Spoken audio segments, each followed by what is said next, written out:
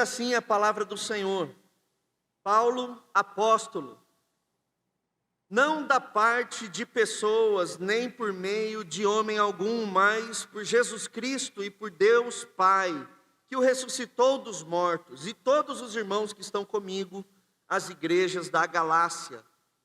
Que a graça e a paz estejam com vocês, da parte de Deus, nosso Pai, e do Senhor Jesus Cristo, o qual entregou a si mesmo pelos nossos pecados, para nos livrar deste mundo perverso, segundo a vontade de nosso Deus e Pai, a quem seja a glória para todos sempre. Amém e amém. Deixe a sua Bíblia aberta e vamos orar.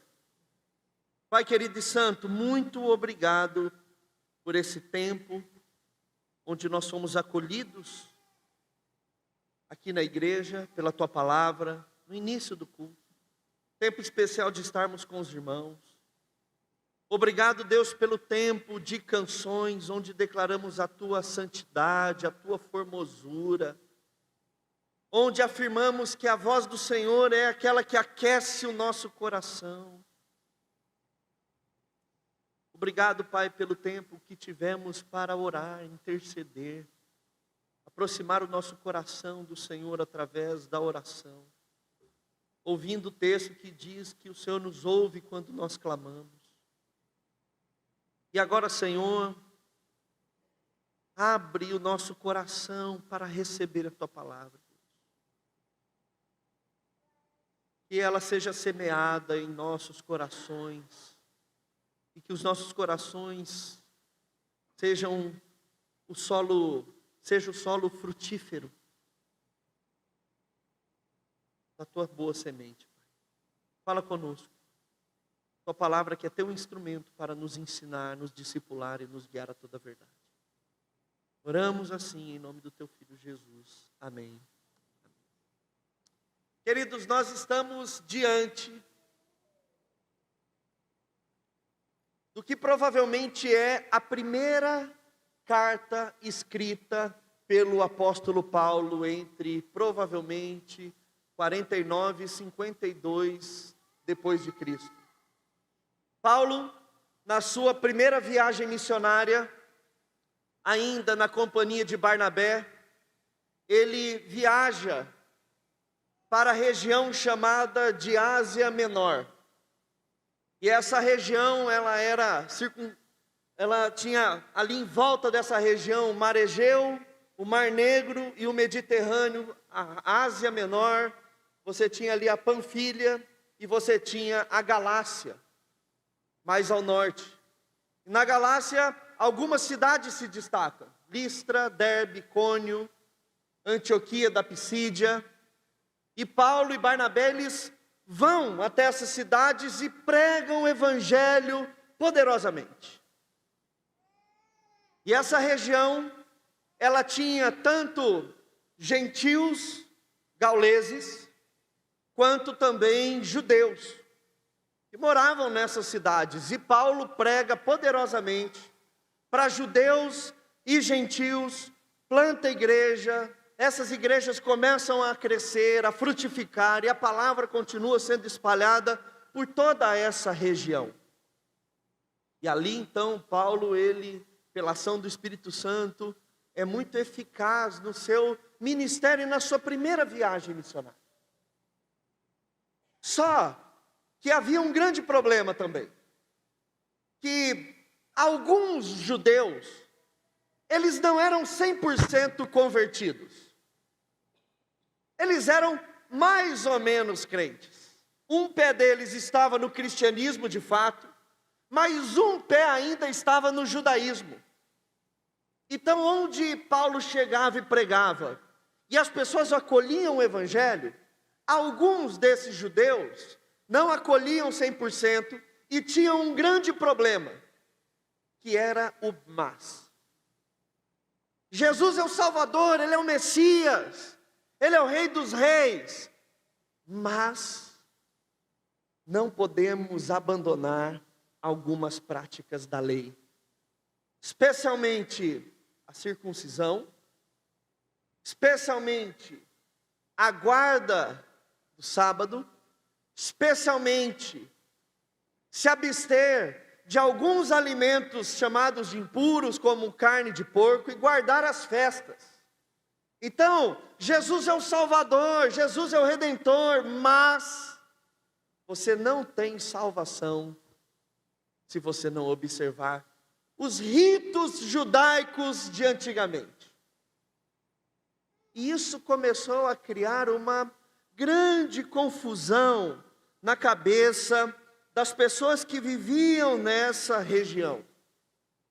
E tanto que o verso de número 6, você vai perceber Paulo exortando, veementemente dizendo: estou tão surpreso que rapidamente vocês estão passando daquele que chamou da graça de Cristo para outro evangelho. Paulo, logo após essa primeira viagem, um pouco tempo depois, ele já tem que escrever uma carta, exortando esse povo para que eles abram os olhos deles, para que eles corrijam o coração deles e não se afastem da graça, e dêem ouvidos a outro evangelho, que Paulo mesmo vai dizer que na verdade não é evangelho. E quando você começa a ler a carta de Paulo aos Gálatas, você percebe que Paulo ele vem como uma tempestade, com raios. E se você lê a saudação de Paulo para outras cartas que ele faz, são geralmente saudações mais amorosas. E Paulo ele já começa essa carta com aquilo que a gente diz na linguagem popular, colocando os dois pés na porta, defendendo inclusive o apostolado dele. E se você quiser conhecer um pouco mais de como foi a incursão missionária de Paulo e Barnabé lá na região da Galácia, você pode ler Atos, capítulo 13, capítulo 14, depois o capítulo 15, finalzinho do 15, e até a primeira metade do capítulo 16 de Atos. Então Paulo está escrevendo essa carta com uma grande carga emocional. E por que essa carta ela é importante para a gente hoje? Porque talvez você diga assim: mas pastor, nós não temos judeus entre nós hoje. Não tem ninguém aqui falando para eu circuncidar, ou para guardar o sábado, ou para me abster de uma certa comida ou não. Mas essa carta ela é importante porque todo acréscimo ao plano de salvação baseado em Jesus Cristo, adotado por nós pela fé, ele é um insulto ao Evangelho. E hoje nós vivemos em tempos onde, além de Cristo, querem acrescentar inúmeras parafernálias para que a gente obtenha a salvação. Mesmo diante da graça, parece que temos que ser performáticos, acrescentando coisas criadas por mentes e corações humanos, a qual Paulo está rechaçando, está deixando de lado e dizendo: a salvação é unicamente pela graça e pela fé em Cristo Jesus. Lutero, ele chamou a carta de Paulo aos Gálatas do grito de liberdade da reforma. Calvino dizia que a carta aos Gálatas era a carta de independência do cristão.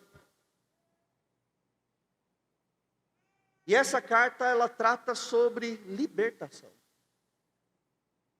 E agora eu gostaria de fazer uma pergunta para vocês, para nós como igreja. Qual seria a notícia mais trágica que você poderia receber na sua vida? Qual seria a pior notícia que você poderia receber? O que você acha? A pior notícia que todo ser humano ele receberia seria uma grande tragédia. É apenas uma: saber que você está em guerra com Deus. Essa é a pior notícia que o ser humano pode ter na vida dele.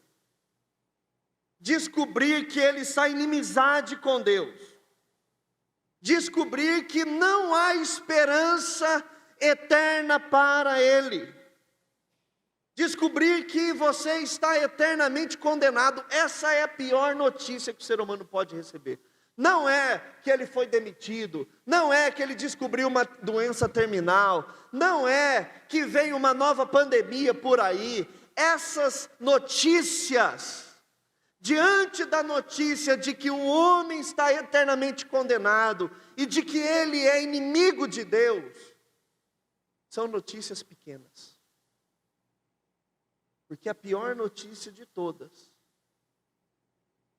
é saber que Deus, o Criador, é contra você. E é contra você por conta do pecado. E essa era a nossa notícia. Antes de que Cristo chegasse nas nossas vidas. E a grande notícia de libertação,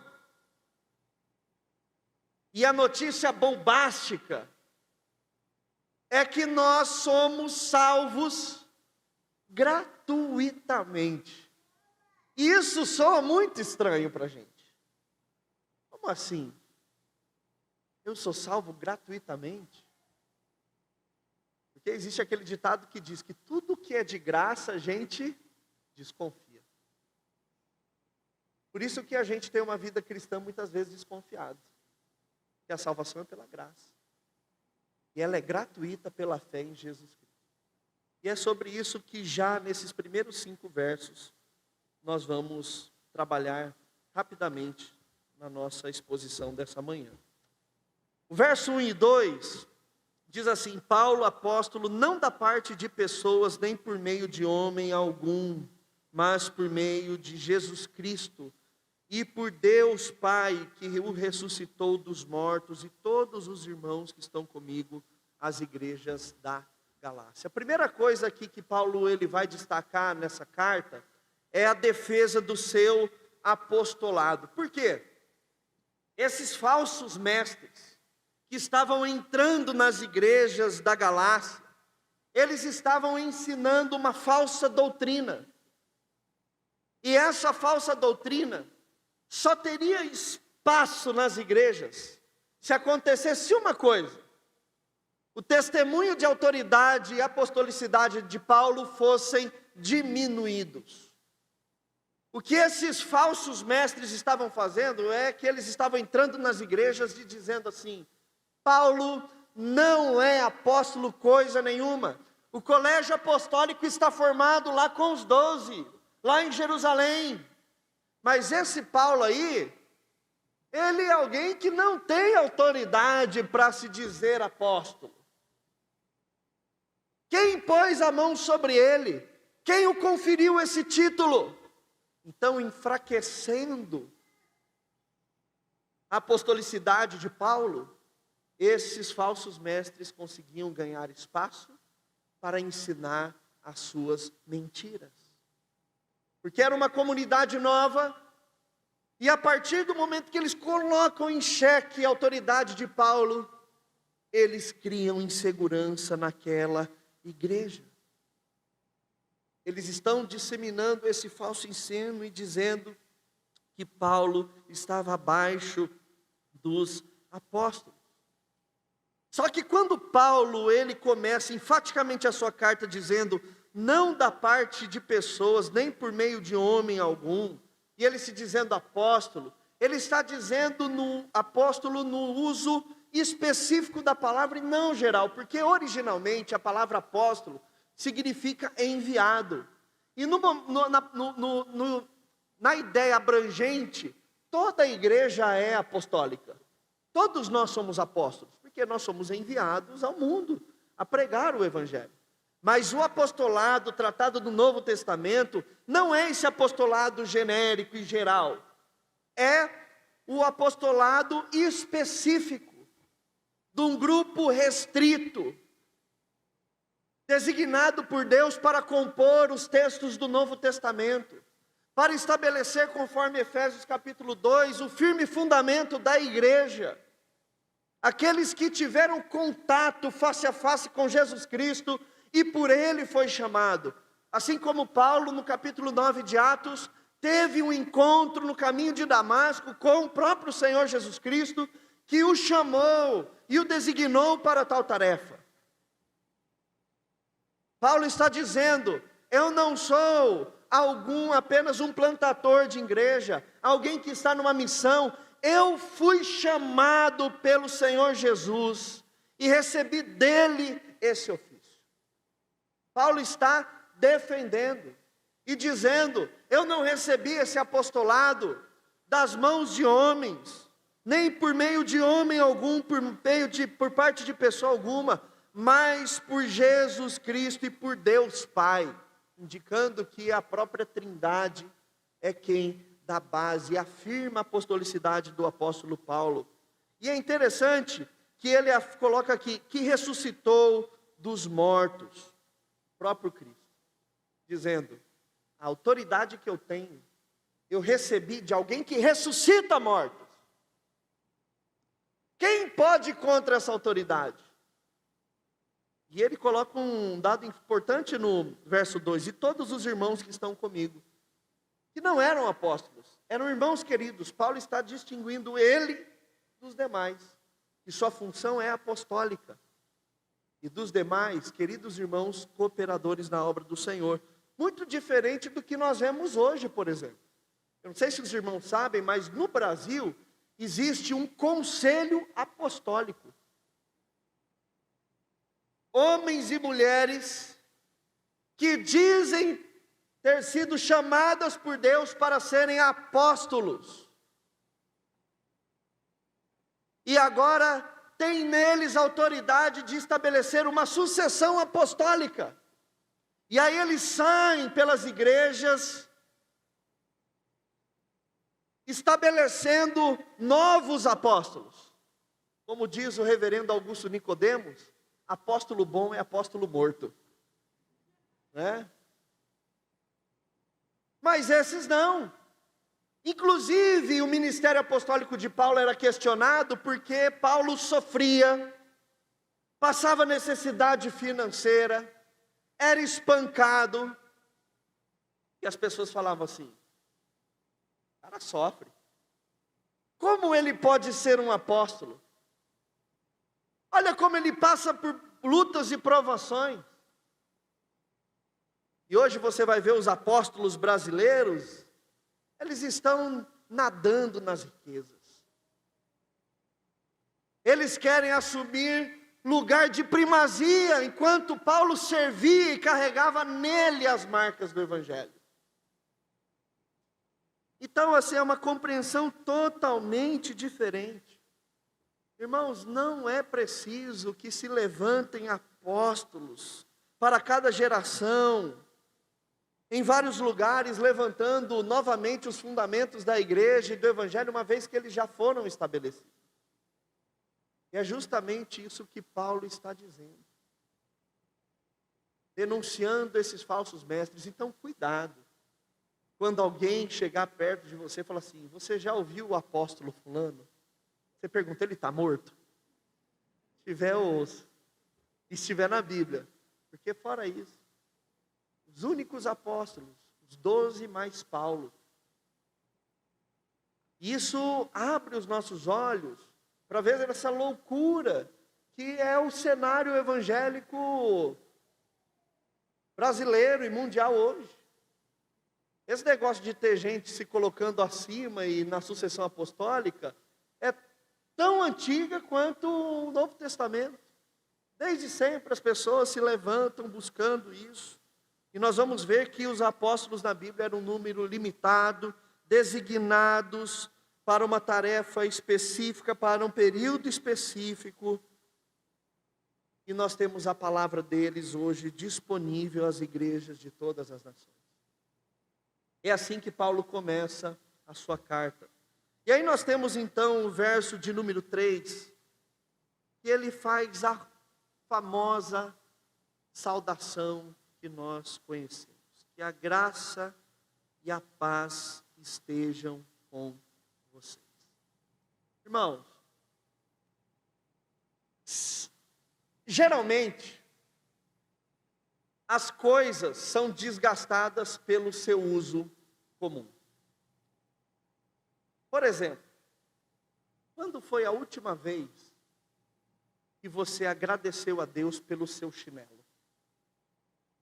Você falou assim: Deus, obrigado pelo meu chinelo. Eu tenho psoríase, então eu uso pantufa. Quem já foi em casa já me viu muito de pantufa, é mais confortável.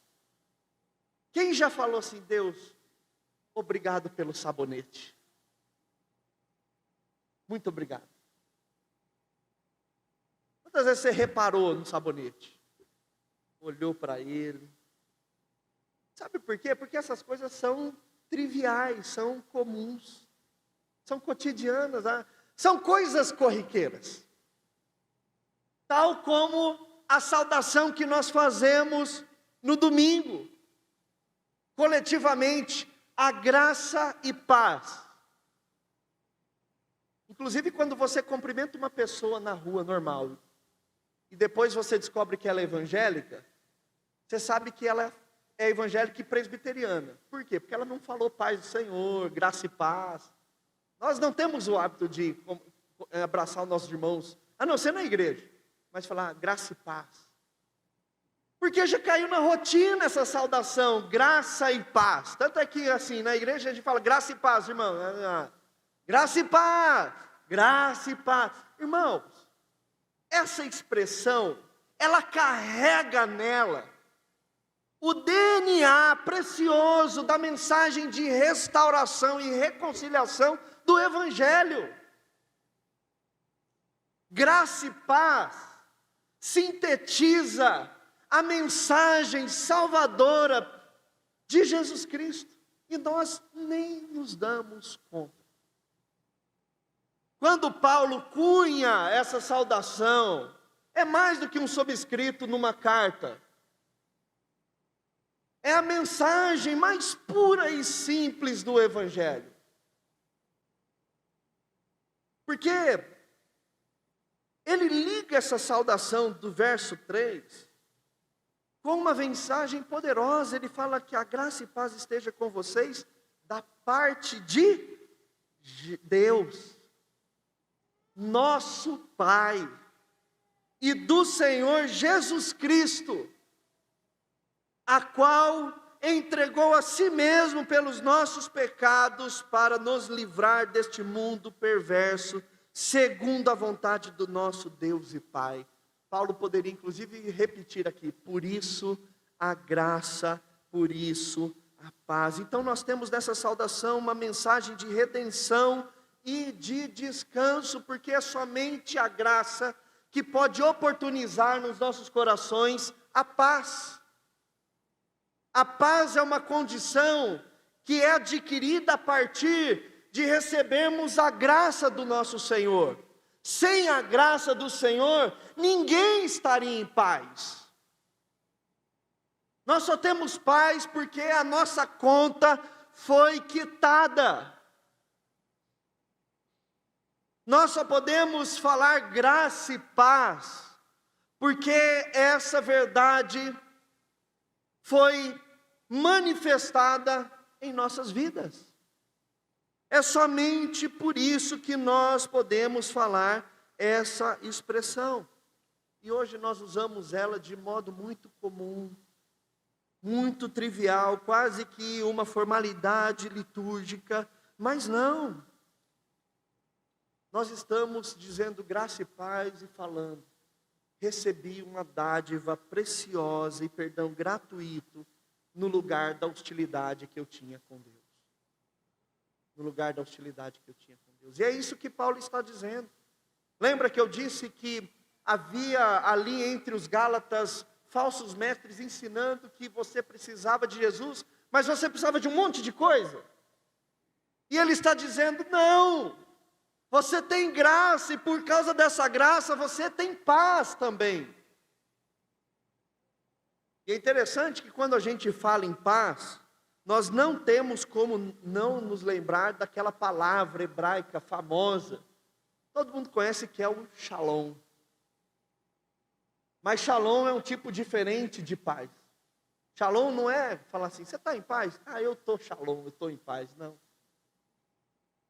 A raiz da palavra shalom no hebraico, ela tem paridade com o prefixo re no português, da língua portuguesa, da classe gramatical. Quando nós falamos de restituição, reconciliação, restauração, essas palavras, elas trazem para a gente uma ideia de algo que vai ser completado. Restauração, uma coisa que foi quebrado, então torna-se nova novamente. Reconciliação, algo que era conciliado, se perdeu, mas agora está sendo reconciliado. E o shalom é esse equivalente. O shalom é escatológico, é algo que só vai acontecer no Antigo Testamento quando vir o Messias. O shalom sobre Israel, a paz sobre Israel, é só quando aquele prometido vier. E quando o crente diz paz, é uma paz que é diferente do mundo. Por isso que ele diz que a paz que eu dou é a paz que o mundo não pode dar. Porque a paz que o mundo te dá é uma cauterização de consciência. Você pagou os seus boletos? Estou em paz. Garanto que se você faz isso é exceção, porque está difícil pagar os boletos. Se você cumpriu uma meta do seu trabalho, você está em paz. Mas essa paz é a paz que o mundo dá. Todo mundo pode ter esse tipo de paz. Mas o shalom, essa paz escatológica de reconciliação, de restauração, é algo que apenas aqueles que têm Jesus Cristo podem desfrutar. Portanto, quando falarmos graça e paz, nunca mais fale da mesma maneira. Nunca mais pense da mesma maneira. Essa expressão, ela é preciosa e cara demais para cada um de nós. Porque é o tipo de paz que nós recebemos em Cristo Jesus. É a paz que só Ele pode dar. É a paz estabelecida por meio do pagamento do tributo. E Jesus foi o pagamento desse tributo, aplacando a ira do Senhor. E hoje nós podemos desfrutar dessa paz, que o mundo não dá. Somente Cristo pode dar. E aí então ele vai para o verso ainda 3, parte B e 4 e 5, dizendo que é da parte de Deus, nosso Pai, do Senhor Jesus Cristo, o qual entregou a si mesmo pelos nossos pecados, para nos livrar desse mundo perverso, segundo a vontade do nosso Deus e Pai, a quem seja a glória para todo sempre. Amém. O que Paulo ele está fazendo aqui é delineando uma moldura que possibilita essa graça e paz. Olha que interessante, meus irmãos. Ela é da parte de Deus. Lembra que o pessoal lá na igreja da Galácia estava dizendo que era da parte do homem? Não, você precisa fazer alguma coisa para se reconciliar com Deus. E Paulo está dizendo, não, ela é da parte de Deus. Ele diz, esse Deus, ele também é nosso Pai. Mostrando que todo ato salvífico da salvação há empatia, amor, afetividade. Ele diz também que esse Deus é o Pai do Senhor Jesus Cristo. Trazendo a mensagem que por mais que Jesus é nosso irmão, Ele também é o nosso Senhor. É a Ele quem nós devemos obedecer. Inclusive, em Gálatas, nós vamos ver uma das listas mais contundentes das obras da carne e do fruto do Espírito. E Paulo está destacando porque o fruto do Espírito não é a performance para alcançar a paz com Deus, mas é resultado da paz com Deus em que eu expresso o fruto do Espírito. Eu não tenho o fruto do Espírito para ser salvo, é por ser salvo que eu tenho o fruto do Espírito. E Paulo está distinguindo, dizendo que aqueles que não são crentes, não é aqueles que não passaram pela circuncisão, que não guardam as leis, mas aqueles que manifestam em si as obras da carne. Porque o que Paulo está dizendo é que toda salvação pertence ao Senhor. E olha o que ele continua dizendo: Ele mesmo se entregou, e foi uma obra voluntária, foi uma iniciativa própria do Senhor Jesus, da Trindade, em oferecer Jesus em nosso lugar. Não fomos nós. Ele se entregou pelos nossos pecados, não fomos nós. E tudo isso por um único objetivo, que ele deixa muito claro aqui no final do verso de número 4, para nos livrar deste mundo perverso, segundo a vontade do nosso Pai, Deus e Pai. A expressão grega para livrar desse mundo perverso é a mesma expressão de uma árvore que está enraizada na terra, que precisa um grande esforço para que ela saia dessa terra a qual ela está enraizada. Foi esse esforço da salvação, porque ele sabe que esse mundo ele é perverso, geração pós geração. Jesus está olhando para a nossa eternidade, enquanto muitas vezes nós ficamos aqui, olhando apenas as coisas que ficam orbitando a nossa realidade. A quem seja a glória para todos sempre. Amém. Paulo está dizendo, toda a obra da salvação pertence ao Senhor, e ela é gratuita a todos nós. E esse ensino é maravilhoso porque ele contrasta com aqueles mestres, falsos mestres, que estavam dizendo que era necessário acrescentar a fé a Cristo, a obediência à lei, senão eles não poderiam ser salvos, que os homens precisavam fazer alguma coisa para receber o perdão de Deus, para ter reconciliação e ser aceito por Ele, que era necessário trabalhar para pagar a Deus, para receber também a graça dos seus pecados. E Paulo está dizendo que nada disso.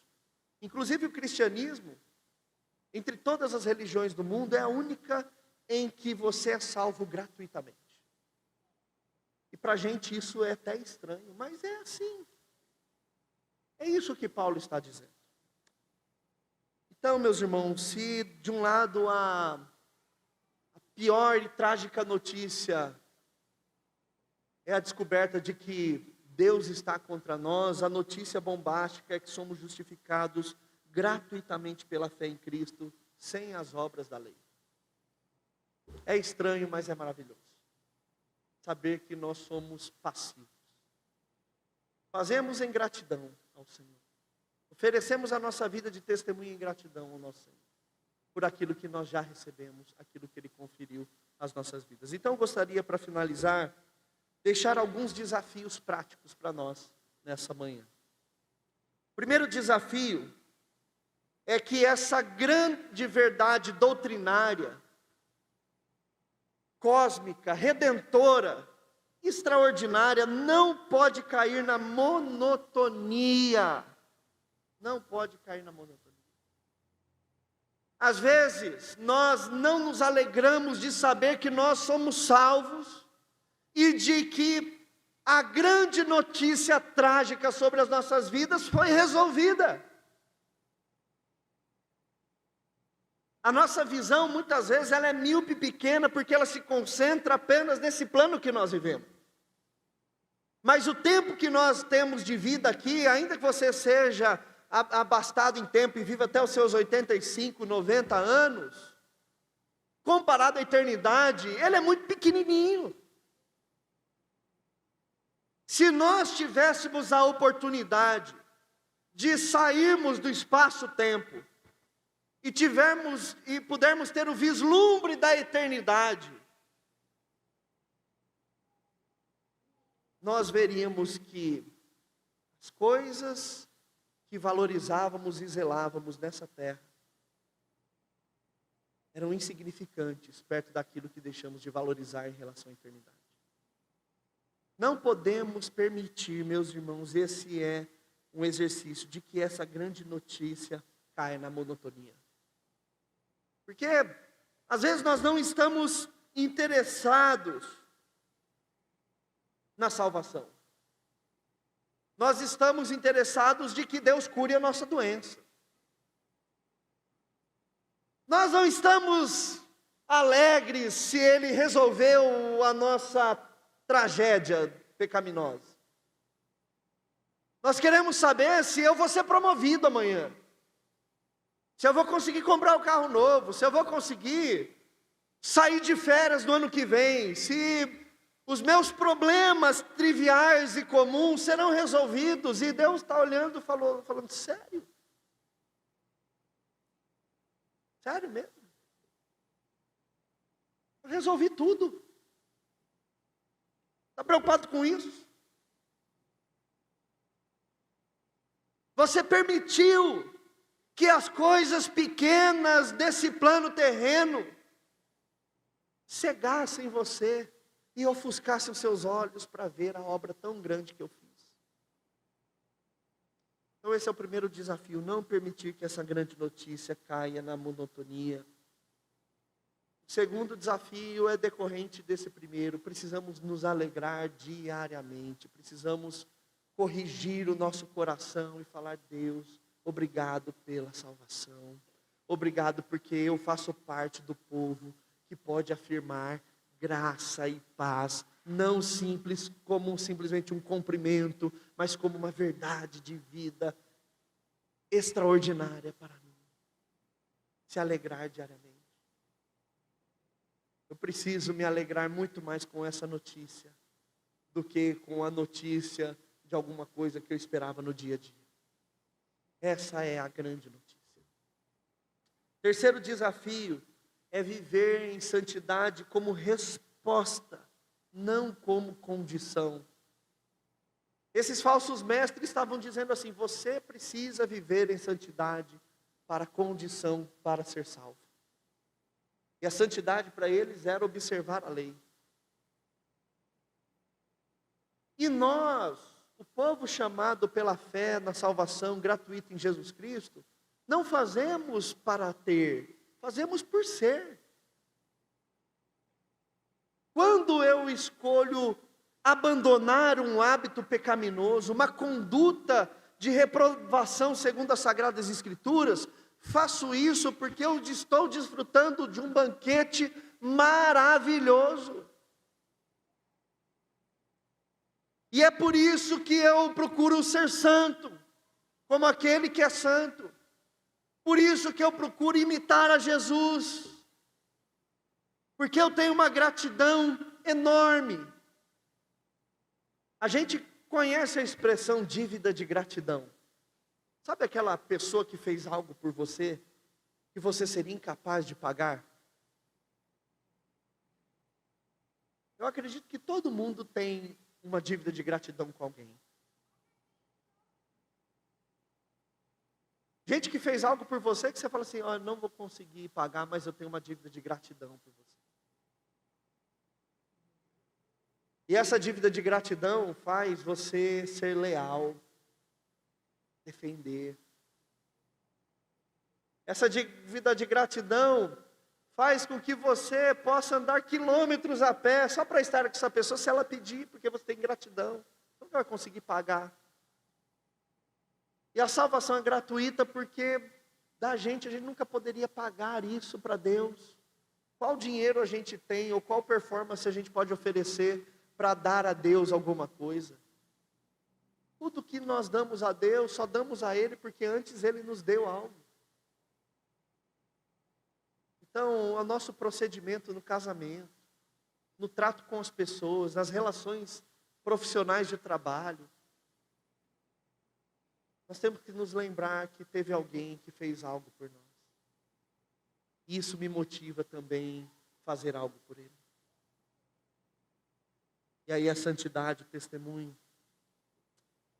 O quarto desafio é que nós não podemos obscurecer a maior dádiva com as demandas carnais e mundanas. Não questione o seu relacionamento com Deus porque alguma coisa na terra não deu certo para você. Paulo sofria, gente. Inclusive, o sofrimento, ele é mais uma característica do crente do que do não crente. Porque nós vivemos em terra de lobos. O crente que não sofre, ele deve honestamente perguntar: Deus, está tudo bem entre a gente?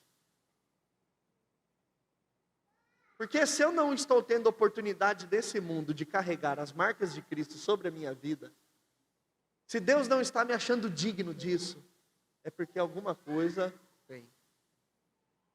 Então nós não podemos obscurecer a maior dádiva da salvação pelas questões comuns, as demandas carnais e mundanas. Quando sofremos, oramos e falamos: Senhor, obrigado por tamanha salvação. Obrigado porque o Senhor fez isso para cumprir isso que Paulo fala, para nos livrar deste mundo perverso.